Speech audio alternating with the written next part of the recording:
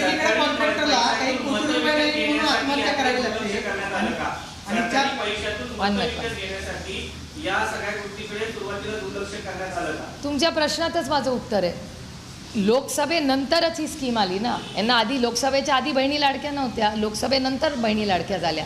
आणि स्वतःच कबूल केलं आहे महाराष्ट्रातल्या अनेक मंत्र्यांनी तुमच्याच चॅनलवर की लाडक्या बहिणीमुळे आम्ही तरलो. हा व्हिडिओ तुमच्या चॅनलवर मी पाहिला आहे. मला कसं कळणार जगात देशात काय चाललं आहे? तुम्ही दाखवता म्हणून आम्हाला कळतं नाही. या इथे हा मंत्री हे बोलले, ते मंत्री ते बोलले.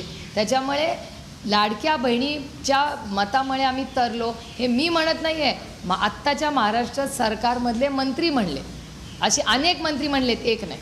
काही मंत्री एकेका कॉन्ट्रॅक्टरचे काही कोटी रुपये दिले नाहीत म्हणून कॉन्ट्रॅक्टर आत्महत्या करतात. तुम्ही आकडा जो सांगता तो 4800 कोटीचा आहे. हा पहिल्या टप्प्यातला आहे. अजून किती येईल माहिती नाही. आता हे जर या इलेक्शन आणखीन झाली जिल्हा परिषद त्याच्यानंतर अजूनही वाढेल, स्कीम बंदही करतील. हू नोज, या सरकारचं काय सांगता येतं आहे? मला सांगा शेतकऱ्यांच्या काय परिस्थिती. म्हणले होते की नाही 7-12 कोरा करीन, सर सकट कर्जमाफी करीन म्हणले होते की नाही इलेक्शनमध्ये, झालं का? नाही झालं. आणि अगो बघा ना, आरोग्य आणि शिक्षण किती महत्त्वाच्या गोष्टी आहेत, त्याला दोन्हीला कट दिला आहे या सरकारने. रस्त्या मंत्री म्हणत आहे तुमच्या पण चॅनलवर, सत्तेतले मंत्री म्हणले आम्हाला पैसे मिळत नाहीत. मी म्हणत नाही आहे आणि मी खोटे नाटे आरोपी कधी केले नाहीत आणि कधी करणारही नाही.